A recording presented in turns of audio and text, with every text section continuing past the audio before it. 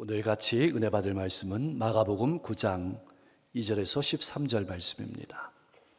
저와 여러분들이 한 절씩 교독하겠습니다.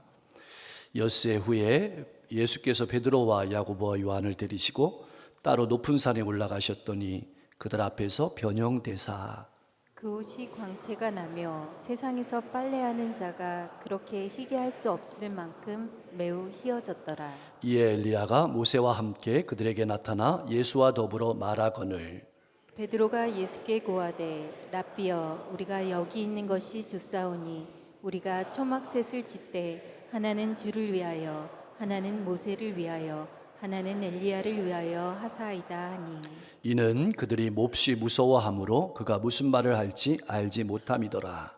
마침 구름이 와서 그들을 덮으며 구름 속에서 소리가 나되 이는 내 사랑하는 아들이니 너희는 그의 말을 들으라 하는지라. 문득 들러보니 아무도 보이지 아니하고 오직 예수와 자기들 뿐이었더라.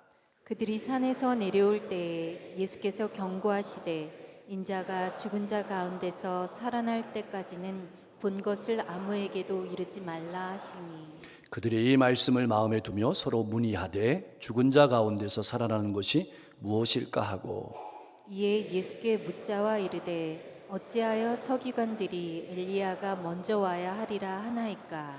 이르시되 엘리야가 과연 먼저 와서 모든 것을 회복하거니와 어찌 인자에 대하여 기록하기를 많은 고난을 받고 멸시를 당하리라 하였느냐.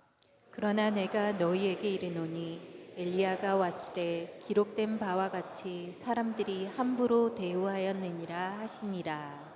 아멘. 아멘. 시간이 참 빨리 흘러갑니다. 시간이 흘러서 벌써 학기가 끝나는 시간이 다가왔습니다. 우리는 누구나 다 알고 있습니다. 학기가 끝나는 마지막 순간에 무엇이 있는지. 바로 시험입니다. 그 시험은 한 학기를 마감하고 새로운 학기로 나아가는 전환점이 됩니다. 성경에도 표시는 되어 있지 않지만 전환점이 되는 순간들이 있습니다. 바로 오늘 본문이 지금까지 제자들의 신앙을 점검하고 돌아보게 하고 미래를 향해 힘차게 나가게 하는 순간이기도 합니다. 이제 제자들과 함께한 예수님의 공생애가 끝나가고 있습니다. 예수님께서는 제자들을 데리시고 가이사랴 빌립보라는 곳으로 가십니다.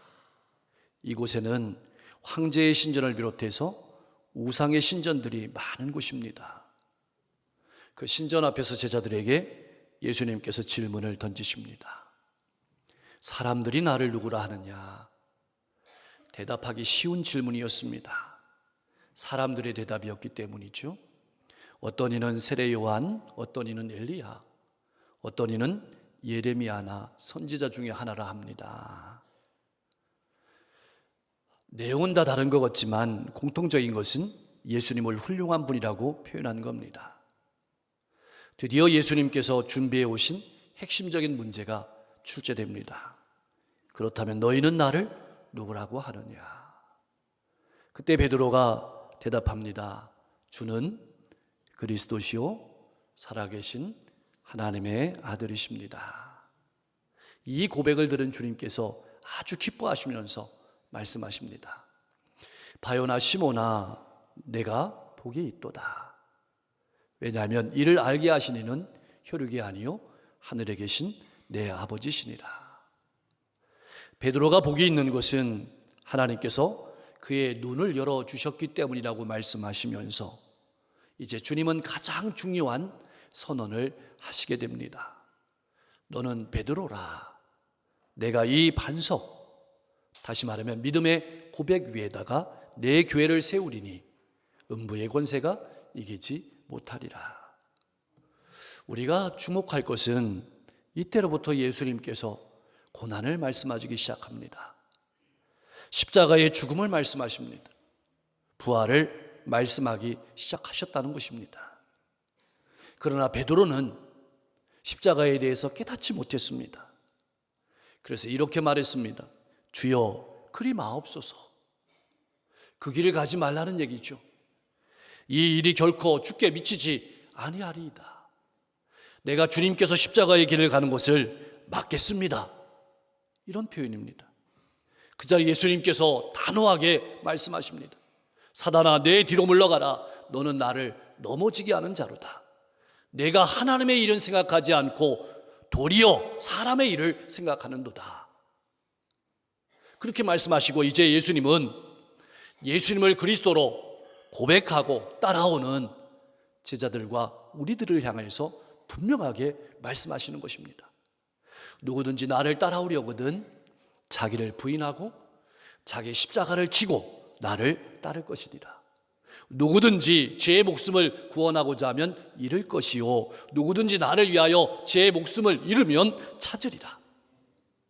예수님은 예수님을 따르는 길이 십자가의 길임을 분명하게 말씀하셨습니다.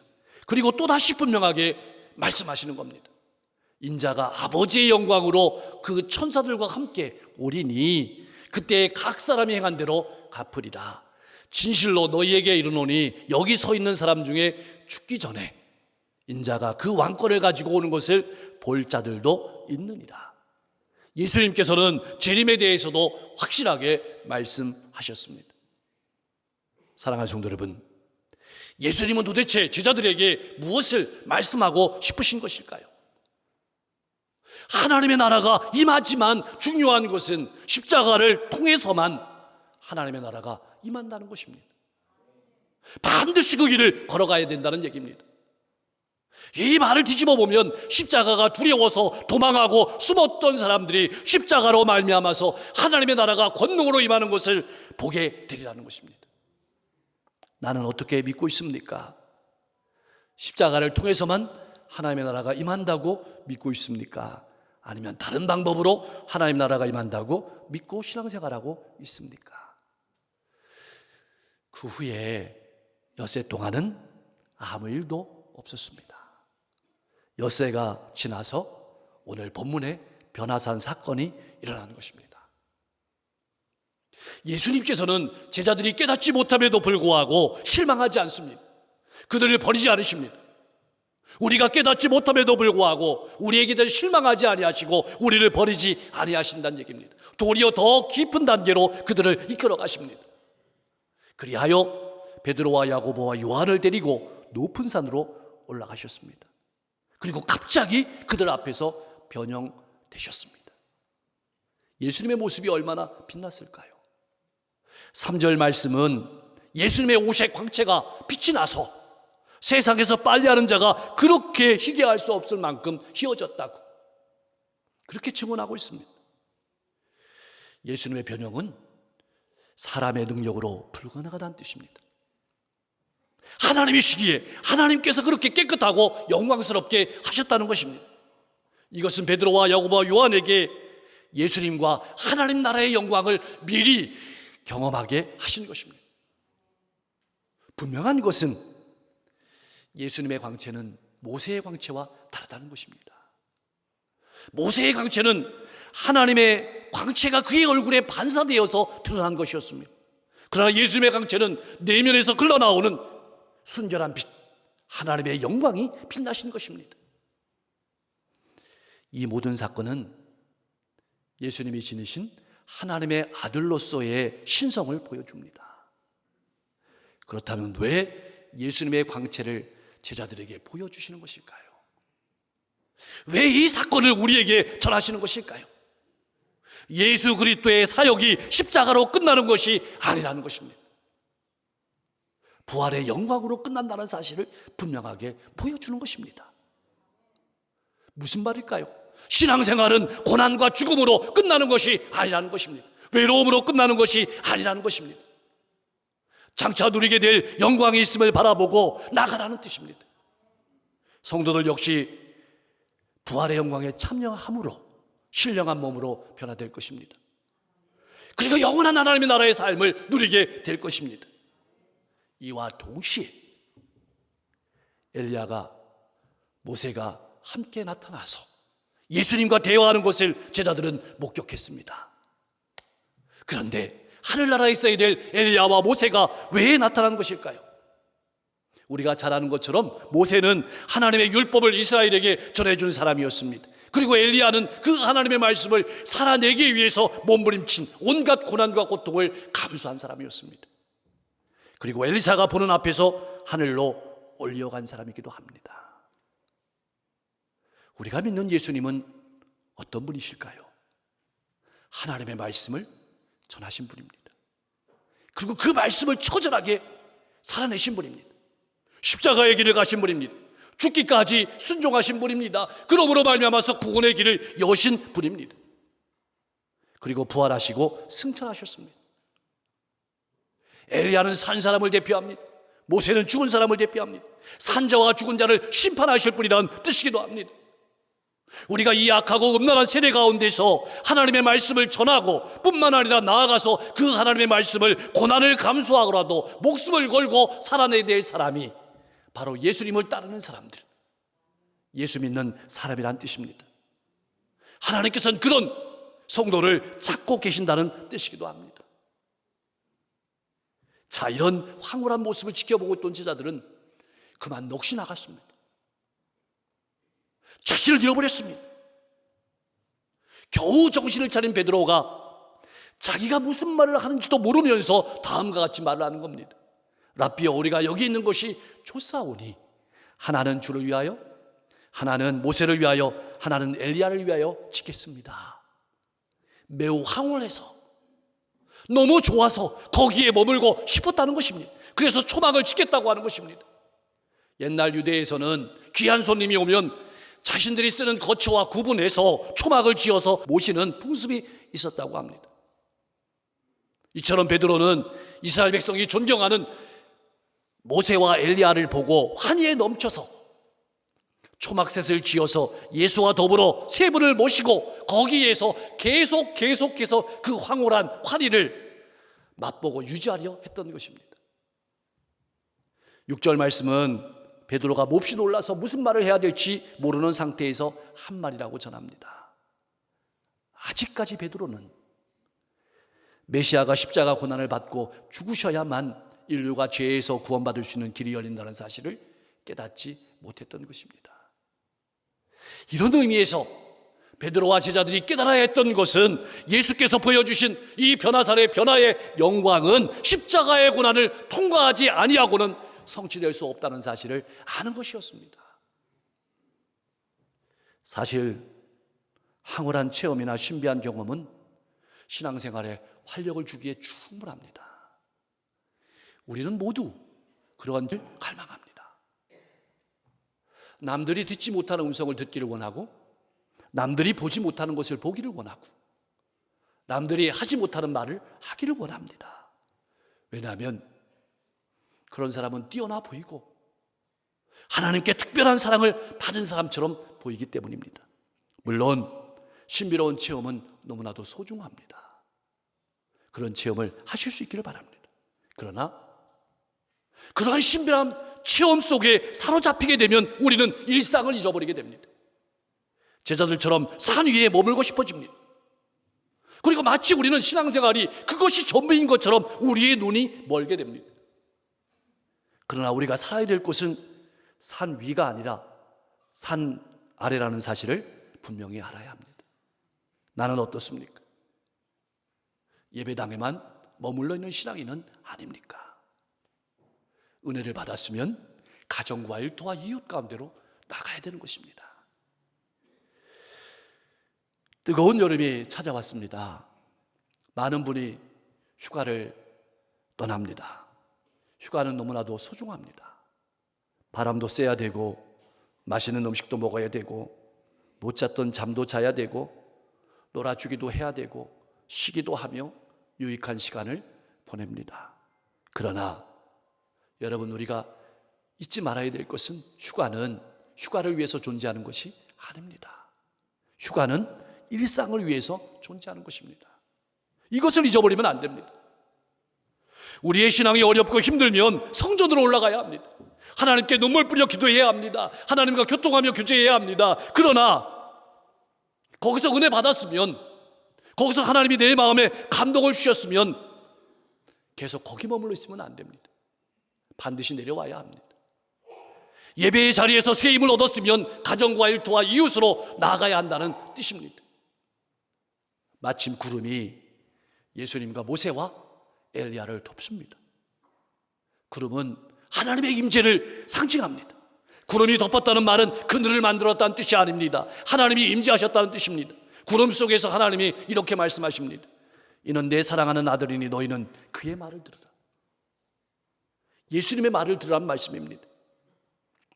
하나님의 음성은 몇 번 들려왔습니다. 마가복음은 하나님의 음성을 기준으로 구분할 수 있습니다. 첫 번째 부분은 예수님께서 세례를 받고 물에서 올라오실 때 시작합니다.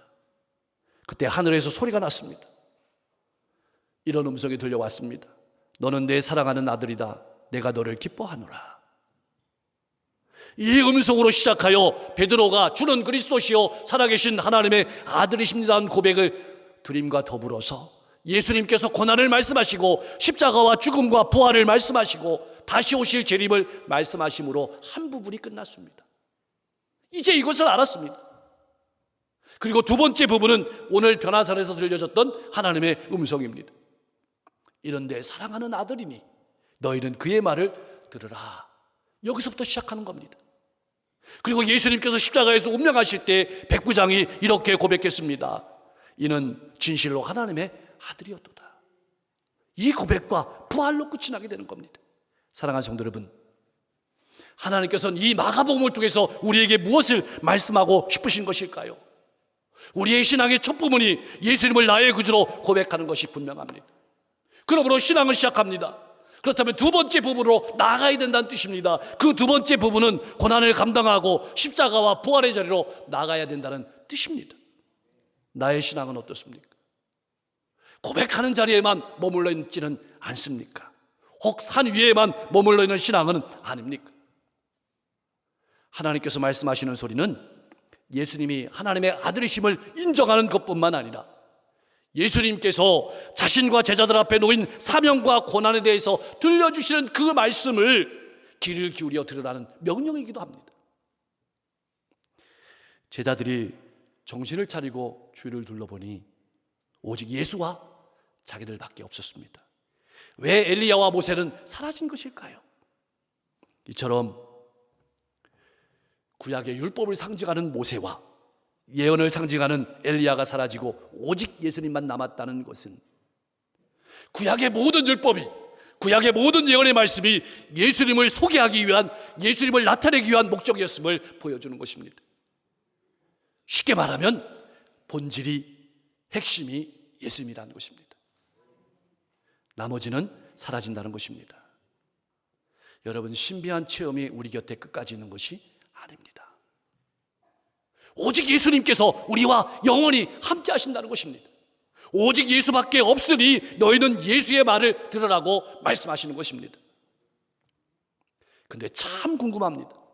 예수님과 함께 산에서 내려오는데 왜 예수님께서 제자들에게 인자가 죽은 자 가운데서 살아나기 전까지는 본 것을 아무에게도 이르지 말라고 말씀하셨을까요? 궁금하지 않습니까? 굉장히 중요한 말씀입니다.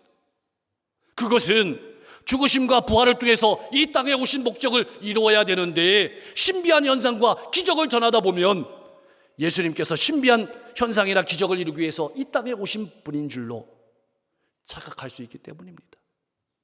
본질이 가려질 수 있기 때문입니다. 그리고 예수님의 진정한 성품은, 예수님이 누구신지에 대한 진정한 본질은 십자가와 부활에 비추어서만 이해될 수 있다는 뜻이기도 합니다. 예수님은 신비한 영광을 받으실 분으로 이 땅에 오신 것이 아니라 오늘 우리가 암송한 말씀처럼 자기 목숨을 많은 사람의 대속물로 주려고 오신 분이라는 것입니다. 성도의 성품도, 성도의 본질도 마찬가지입니다. 신비한 체험이나 영광을 누리는 것이 중요합니다. 그러나 그것은 우리의 본질이 아닙니다. 성도의 본질은 자기를 십자가에 못 박혀 내어주는 사람으로 우리를 부르셨다는 사실을 잊지 마십시오. 예수님께서 이렇게 철저히 하나님의 뜻에 자기를 제한하고 영혼 구원을 위해 살아가셨습니다. 나는 어떻습니까? 신비한 체험, 경험은 중요합니다. 그러나 우리가 전해야 될 것은 예수님의 고난과 십자가와 부활입니다. 잊지 마십시오. 이것이 우리가 살아내야 될 삶입니다. 제자들은 혼란스러웠습니다. 받아들이기가 힘들었습니다. 메시아가 고난을 당하고 결국은 죽임을 당하리라는 것도 이해할 수가 없었고, 죽은 메시아가 다시 살아나서 일으켜진다는 것도 인간의 머리로 이해할 수가 없었습니다. 예수님의 십자가와 부활을 경험하지 못한 제자들에게 주님의 말씀은 너무나도 이해하기 어려웠습니다. 그래서 그들은 서로 토론했습니다. 죽은 자 가운데서 살아나는 것이 무엇일까? 그리고 예수님께 물었습니다. 어찌하여 서기관들이 엘리야가 먼저 와야 하리라 하나이까? 당시 서기관들이 종말에 대해서 말할 때 말라기 3장 4장을 근거로 엘리야가 메시아 앞에 와서 말씀을 전할 것을 선포했던 것을 가르쳤습니다. 그러니까 제자들은 이렇게 묻고 있는 겁니다. 죄인들을 회개시키면서 모든 것을 회복하여 갈 엘리야가 아직 나타나지 않았는데 예수님께서 이미 오셨을 뿐만 아니라 자신의 순환에 대해서 말씀하시고 부활하신다고 하시니 이것이 어찌 된 일입니까? 이렇게 물은 겁니다. 예수님께서는 대답하십니다. 메시아가 오기 전에 엘리야가 먼저 와서 모든 것을 회복해야 하는 것이 맞다.